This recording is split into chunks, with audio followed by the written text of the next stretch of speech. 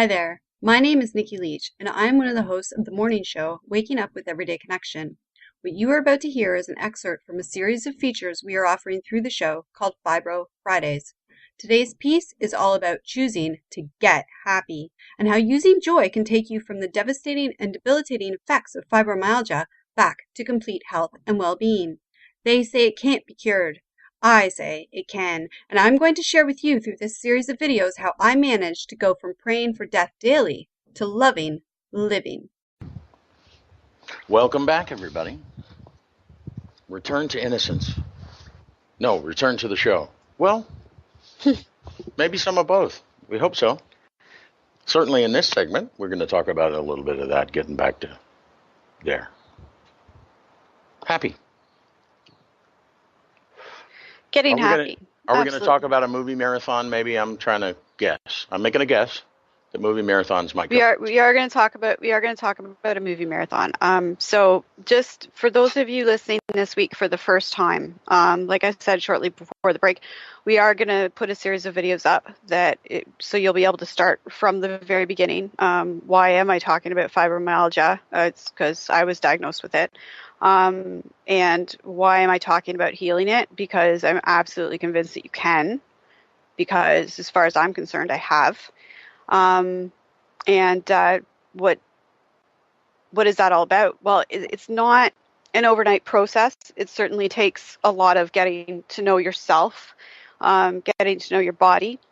And last week, right before we wrapped up the segment, I encouraged people to consider the concept of your body's not working against you. It's actually working for you. And what I mean when I say that is that these pains that we get are warning flags. They're little red flags, and there's nothing really little about it when you can't dress yourself. Some of them can be big red flags. Really big red flags. I mean, a fibro flare-up involves numbness of the limbs, memory loss, intense pain all over the body for no absolute apparent reason.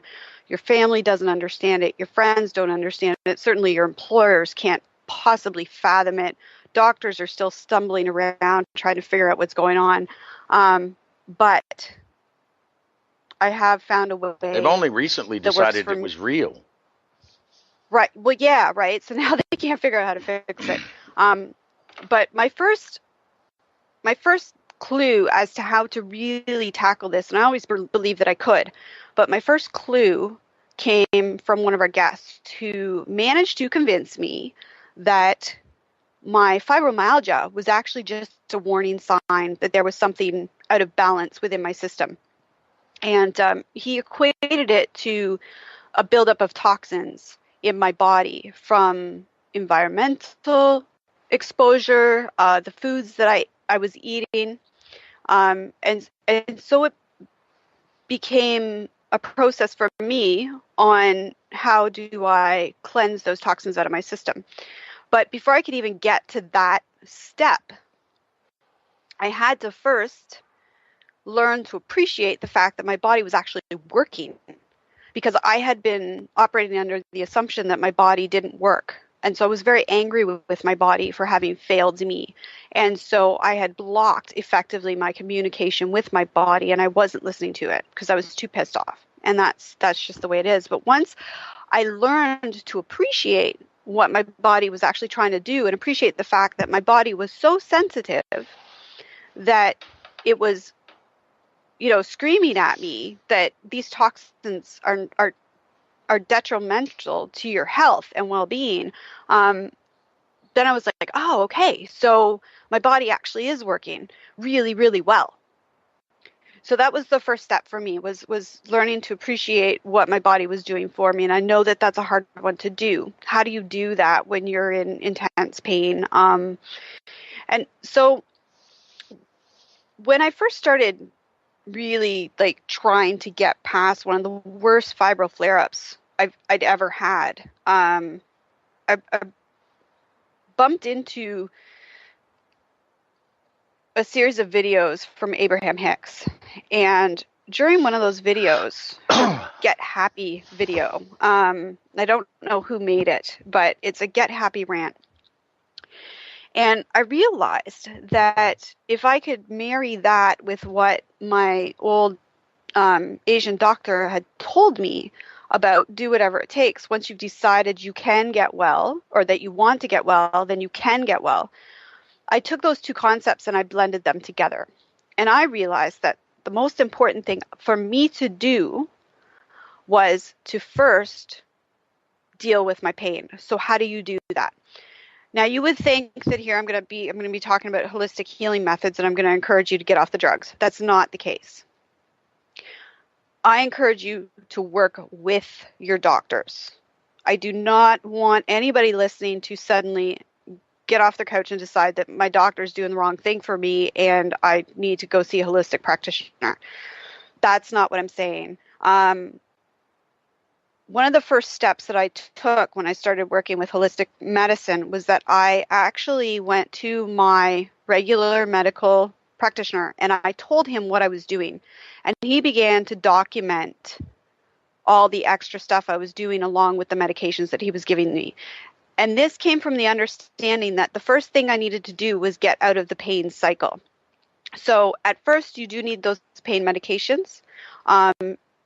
You're not going to be stuck with them for life. The process that we're going to go through is, the process of getting you off of them eventually. But for right now, I'm telling you, it's perfectly okay. If you have to take the pain medications, take them. Because what happens is if you don't break the pain cycle, then you're going to, it's just going to continue to get worse, like a snowball rolling down a hill, and it's going to quickly get out of control. So you need to break the pain cycle so that you can get rest, so that your body can begin to heal. So don't be afraid to take the medications temporarily, knowing that you will get off them eventually. And then once you've decided that this is your path and this is what you're going to do, I'm going to get well no matter what, that means that you have to tell people that you're going to get well no matter what. So you need to change your story. You need to focus on yourself. It's not being selfish. It's being self first. You need to be honest with your friends and family, and anybody listening who has somebody in their family who has one of these diseases or disorders. Allow them the space and the time to be self first. Okay? Because it's really important for them to focus on themselves, on their healing journey, and to be able to pour all the energy that they have left, which if you're in a full fibro flare-up is not a lot. They need to be able to pour that all into this idea of getting well. Okay? So that's really important.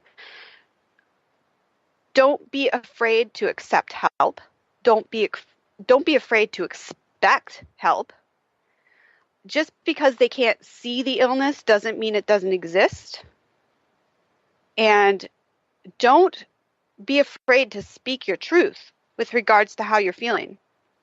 If you're feeling like crap, then you're feeling like crap. That's how it is.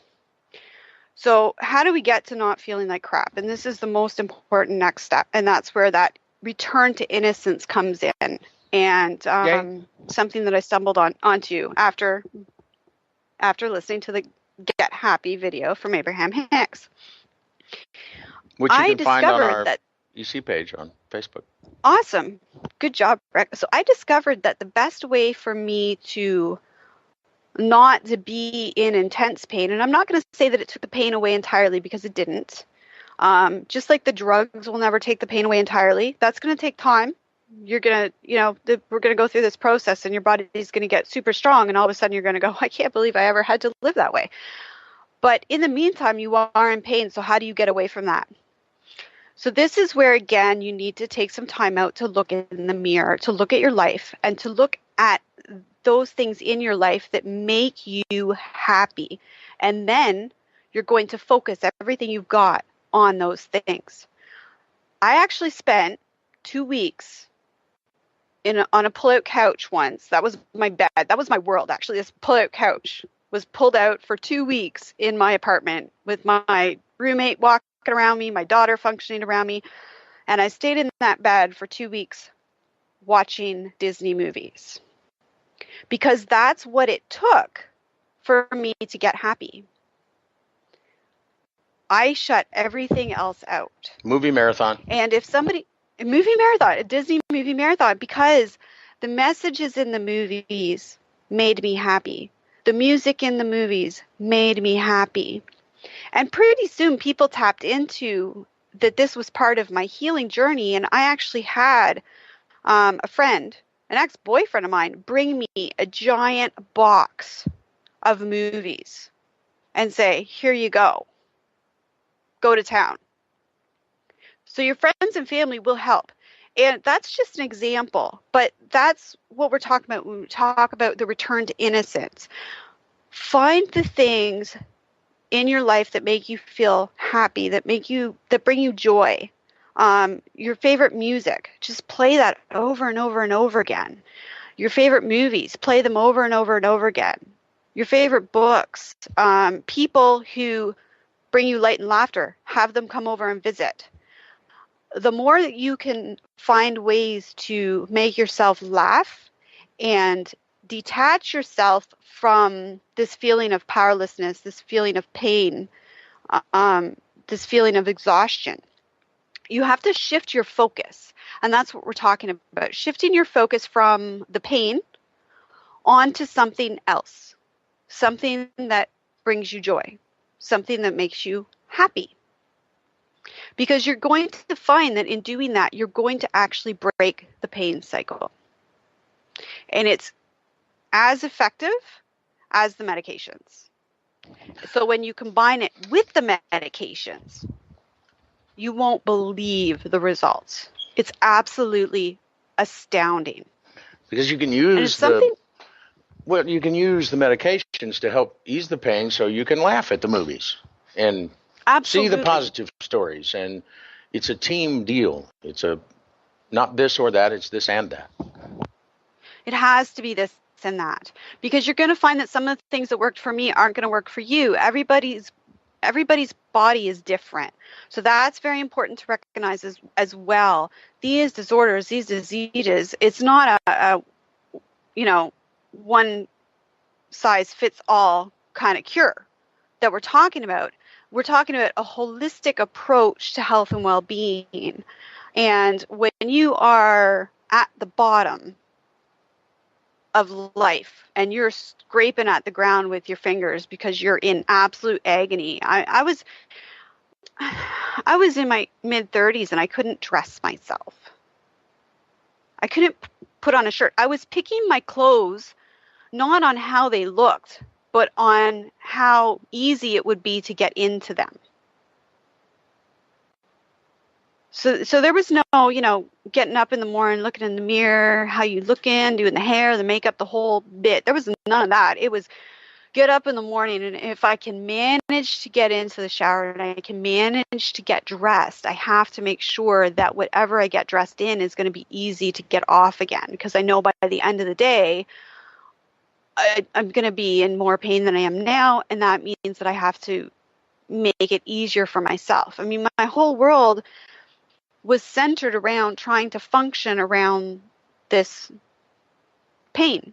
It becomes all-consuming. Everything you do or think or involves the pain. Absolutely. Absolutely. So the idea is to take your focus off of that pain.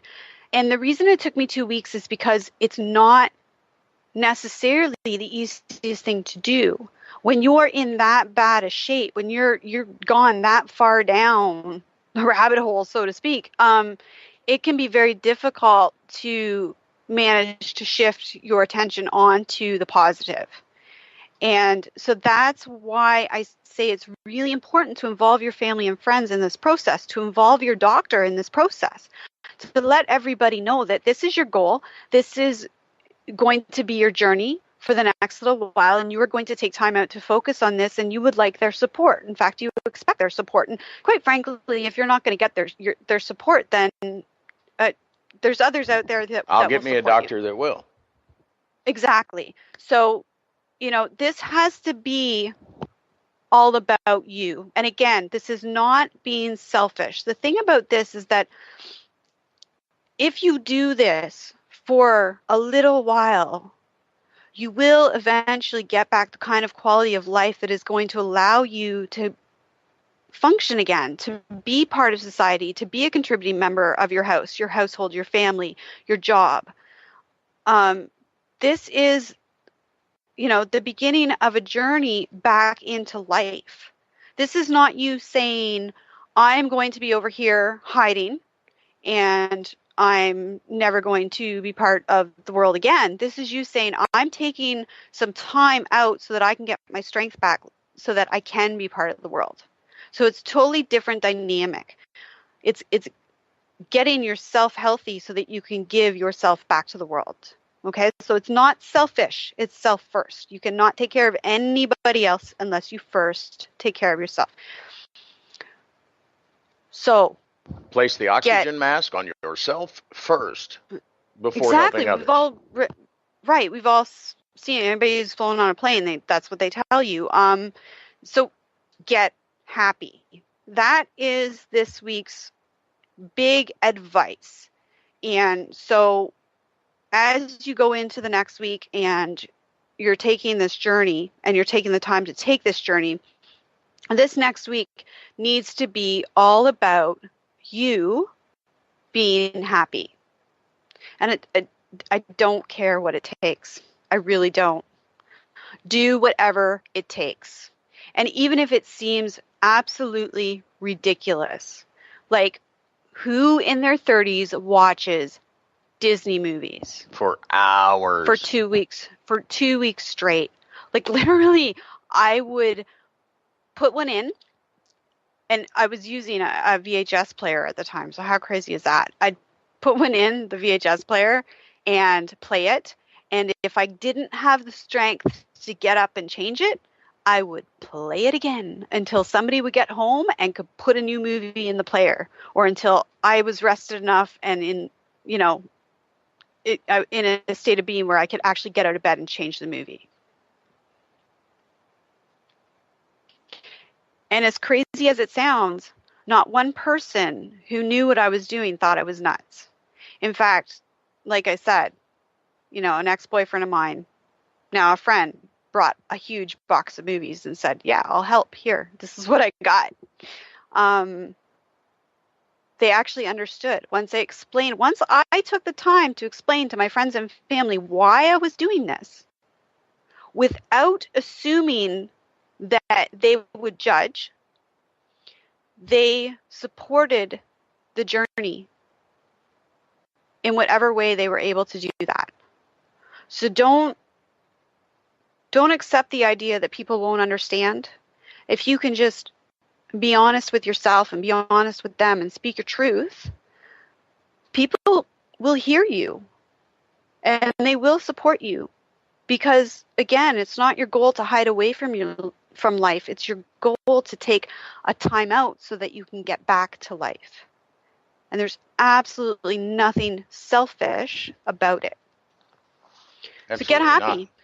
Music, movies, comic books. Or if you're a comic book person, get everybody you can to bring you comic books. I mean, whatever it takes.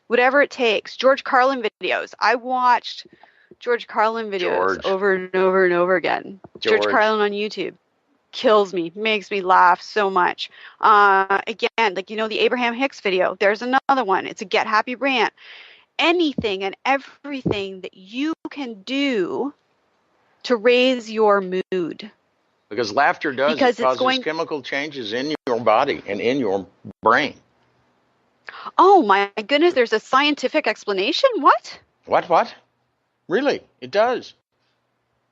Your body says, oh, we're going to be happy now. So it just begins to change right then and there, on the spot.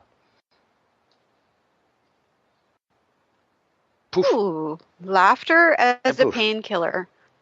What a unique concept. But I'm telling you that it works. So, that's your homework this week, guys. Now that you have learned to accept and embrace your body and be grateful to your body for throwing up these warning signs to you that something's wrong. Now that you've decided to make the decision that you're going to get healthy, that you can get healthy, that you're going to choose health and well-being, Your homework for this week is to get happy.